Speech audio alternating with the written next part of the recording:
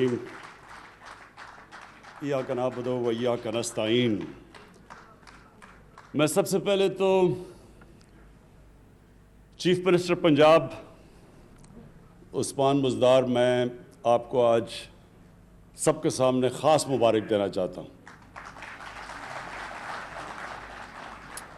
مبارک یہ نہیں جو ابھی آپ سمجھ رہے ہیں کہ جو پیکج اناؤنس کیا اس کی مبارک نہیں، مبارک میں چیف منسٹر صاحب آپ کو اور پھر آپ کی جو ٹیم ہے، چیف سیکرٹری اور آئی جی پنجاب، جس طرح آپ نے یہ بڑے بڑے قبضہ گروپ کے محل گرائے ہیں، میں اس کے لیے خاص آپ کو مبارک دینا چاہتا ہوں۔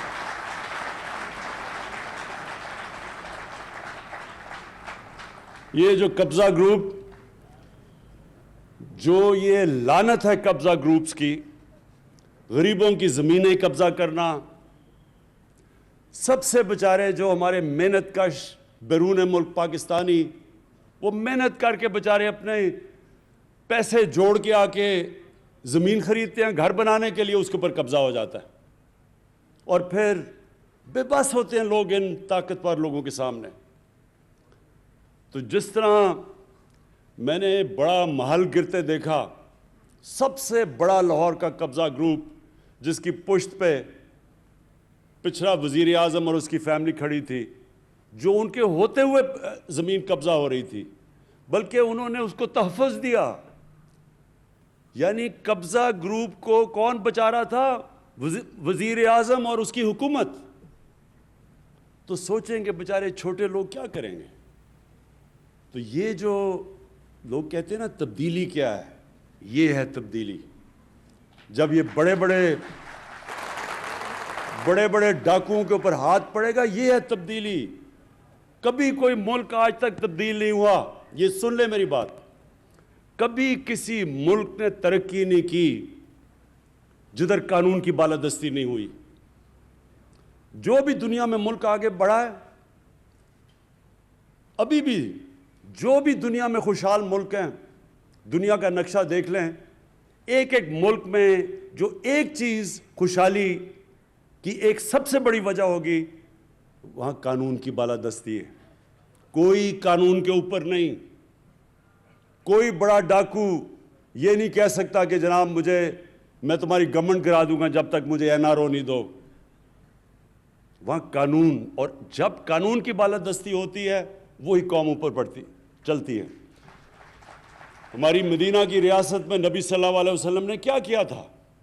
انصاف قائم کیا تھا۔ انصاف بنیاد ہوتی ہے خوشحالی کی۔ تو چیف منسٹر صاحب، میں نے تو یہ خاص کہنا تھا کہ لوگ سمجھتے ہیں کہ جی دیکھیں بڑا شرمیلا سا چیف منسٹر ہے، کوئی زیادہ تقریریں نہیں کرتا، شہباز شریف کی طرح اربوں روپیہ اپنے اشتہاروں پہ اپنے اوپر نہیں خرچ کرتا، بڑے 40 گاڑیوں کے کانوائے میں نہیں پھرتا۔ لیکن یہ اصل کام ہے کرنے کا۔ اور آج ساہیوال میں مجھے خاص طور پہ خوشی ہے کہ ہم نے یہ جو پروگرام شروع کیا، یہ چیف منسٹر صاحب اور ہم نے ڈسکس کیا کہ ہم اب ڈویژن بائی ڈویژن جائیں گے، اور جو علاقے پیچھے رہ گئے ہیں باری باری ہم نے ایک علاقے کو اٹھانا ہے، اور پوری طرح، یعنی اس کی ہر طرح اس علاقے میں ترقی کیسے ہم کروا سکتے ہیں۔ تو آج ایک پورا پیکج لے کے آئے ہیں ہم اپنے ساتھ۔ چیف منسٹر صاحب نے اپنا پیکج دیا ہے، اور اس میں بڑی زبردست چیزیں جو پہلی دفعہ ساہیوال میں ہوئی۔ دیکھیں، عام آدمی، سب سے زیادہ عام آدمی کی ضروریات کیا ہوتی ہیں؟ سب سے امپورٹنٹ چیز ہے عام آدمی کو کہ اگر اس کے گھر میں بیماری ہو اور اس کے پاس پیسہ نہ ہو تو وہ ہسپتال میں جا کے اپنا علاج کروا سکے۔ جو صحیح طرح مجھے لگتا ہے سمجھ نہیں آئی، کیونکہ میں نے اتنی اس چھوٹے سے گروپ میں تالی بجتے نہیں دیکھا۔ ابھی میں بتاؤں کہ کس چیز پہ بجنی چاہیے تھی۔ فیصلہ یہ ہوا ہے کہ ساہیوال میں سارے لوگوں کو ہیلتھ انشورنس ملے گی 7.5 لاکھ کی۔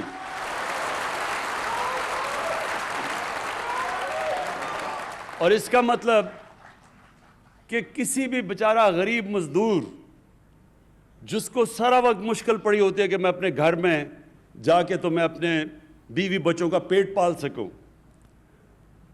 اور جب اس کے گھر میں بیماری ہوتی ہے اور پھر وہ سوچتا ہے کہ میں اب اپنے گھر میں بچوں کو کھانا کھلاؤں یا میں جا کے علاج کرواؤں، یہ میں آپ کو یقین دلا رہا ہوں کہ یہ جب کسی بھی گھر میں یہ جب مسئلہ آتا ہے وہ گھر اپنا سب سے مشکل وقت سے گزرتا ہے۔ دنیا کی ریسرچ شو کرتی ہے کہ جو گھرانے غربت کی لکیر سے اوپر بھی ہوتے ہیں، بیماری کی وجہ سے وہ غربت کی لکیر کے نیچے چلے جاتے ہیں۔ اور یہ شوکت خانم کینسر ہاسپٹل بنانے کی وجہ یہ تھی کہ کینسر کا علاج سب سے مہنگا ہے، تو تب میں نے سوچا کہ میں صاحب حیثیت تھا، مجھے اتنی مشکل پڑی اپنی والدہ کا علاج کروانے کے لیے، تو وہ جو بیچارے غریب گھرانوں میں گھر میں وہاں جب کینسر ہوتی ہے تو اس گھر کے اوپر کیا گزرتی ہے، کیونکہ کینسر کا تو بہت مہنگا علاج ہے۔ تو یہ جو ہیلتھ کارڈ شروع ہوا ہے ساہیوال سے، اور ڈی جی خان سب سے پنجاب کا غریب علاقہ ہے، ادھر سے شروع ہوا ہے تاکہ ان کو پہلے ہیلتھ انشورنس ملے، اور انشاءاللہ دسمبر تک سارے پنجاب کے لوگوں کے پاس ہیلتھ انشورنس آ جائے گی۔ تو یہ آپ کو پتہ ہونا چاہیے کہ یہ امیر ملکوں میں، ڈیولپڈ نیشنز کے اندر بھی یونیورسل ہیلتھ کوریج نہیں ہوتی۔ یہ اللہ کی بہت بڑی نعمت ہے، اور میرا یہ ایمان ہے کہ جو ہمارا ملک بنا تھا اسلامی فلاحی ریاست، وہ اس ویژن کی طرف اب جا رہا ہے کہ عام آدمی کا سب سے پہلے علاج، اس کے بعد تعلیم۔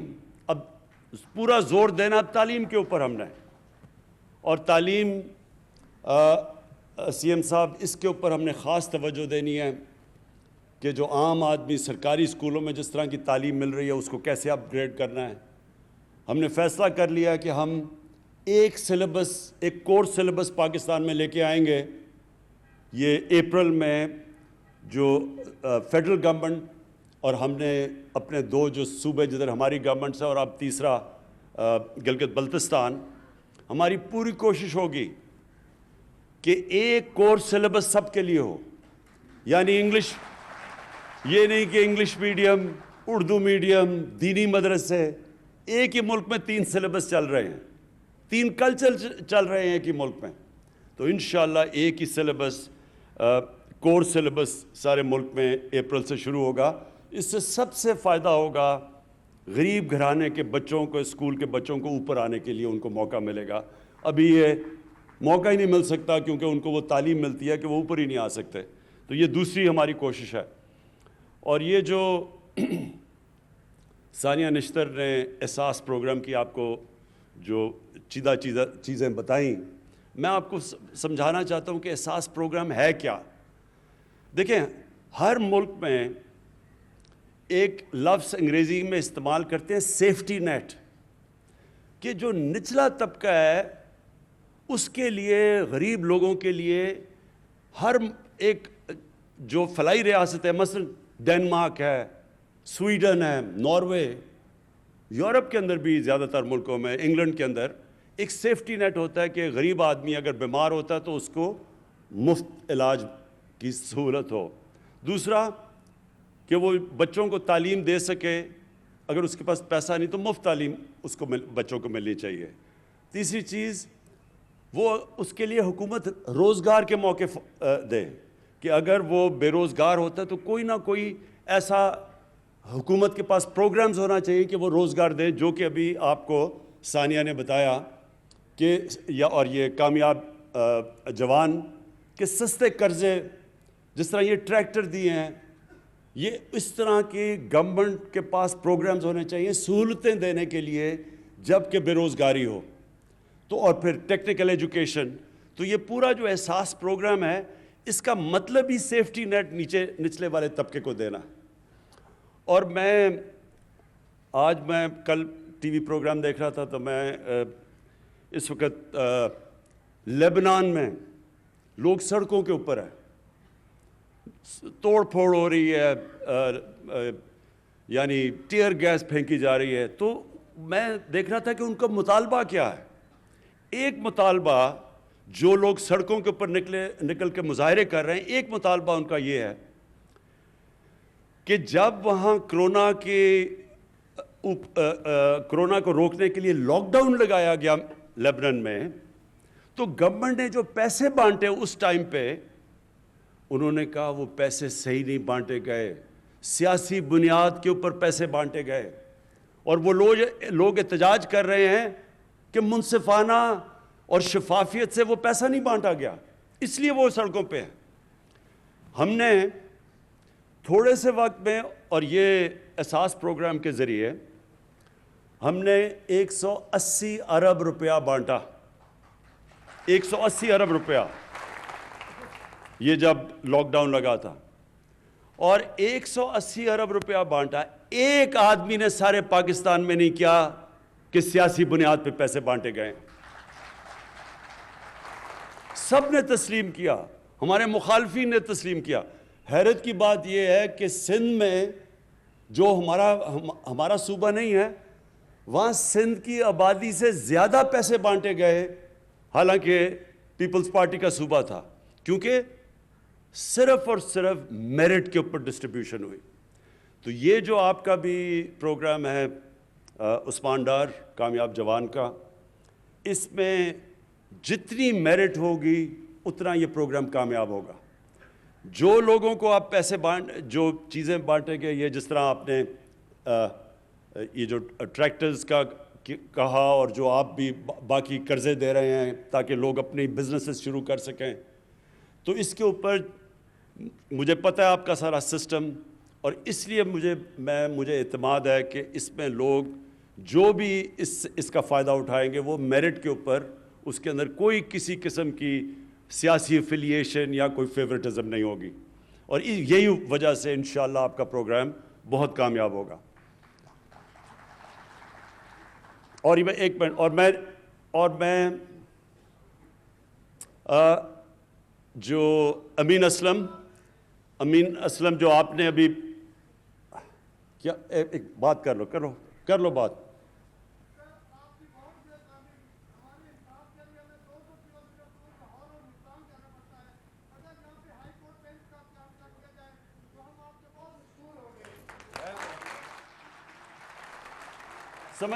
سمجھ گیا.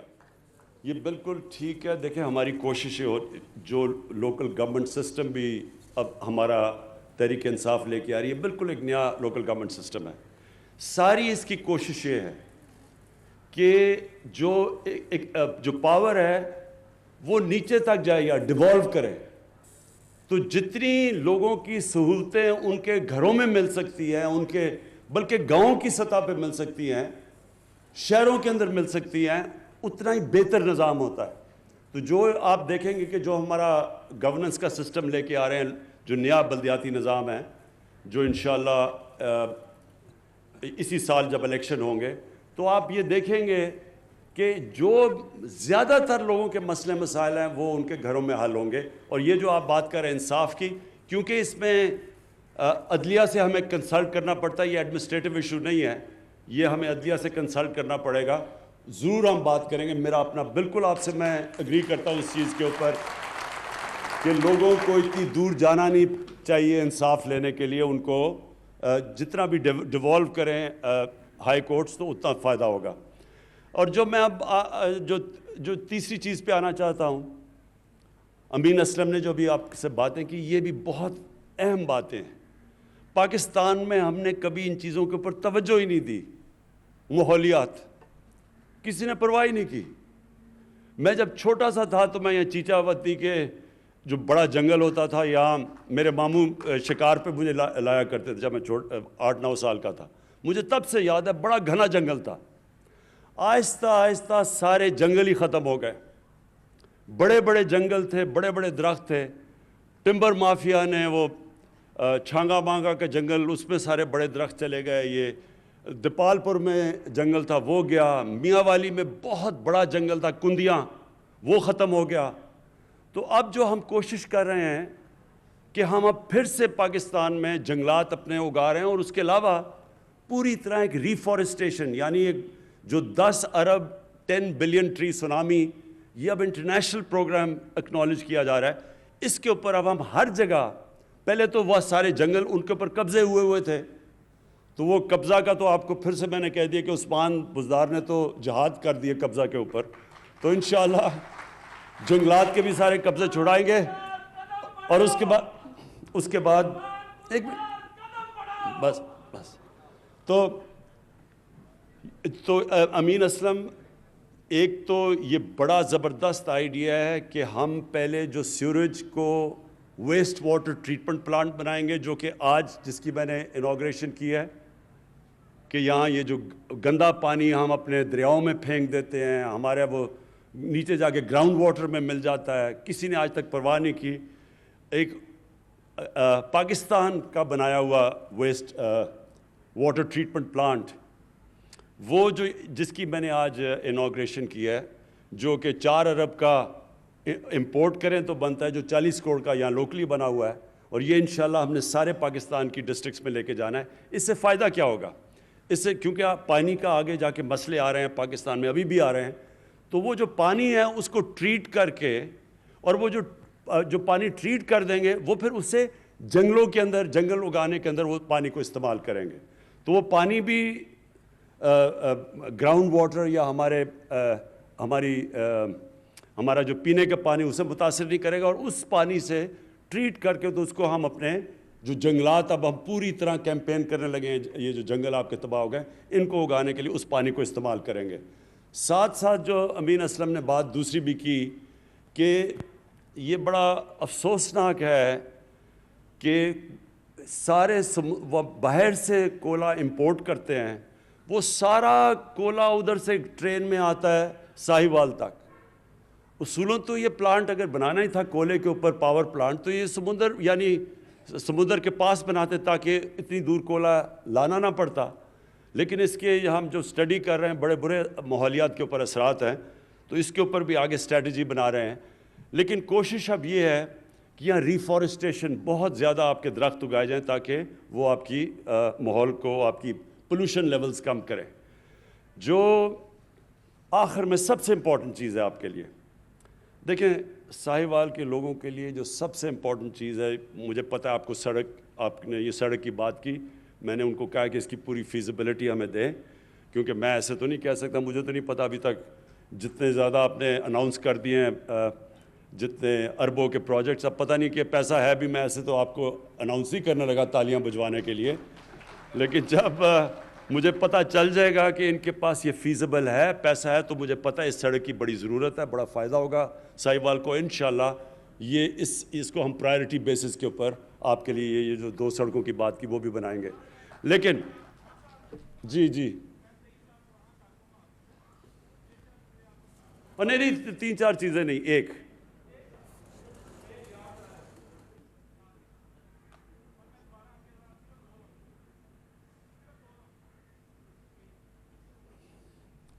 تین چار چیزوں کے لیے ٹائم نہیں ہے، ایک ہوتی تو میں سن لیتا. اچھا سنیں بس ایک منٹ سنیں.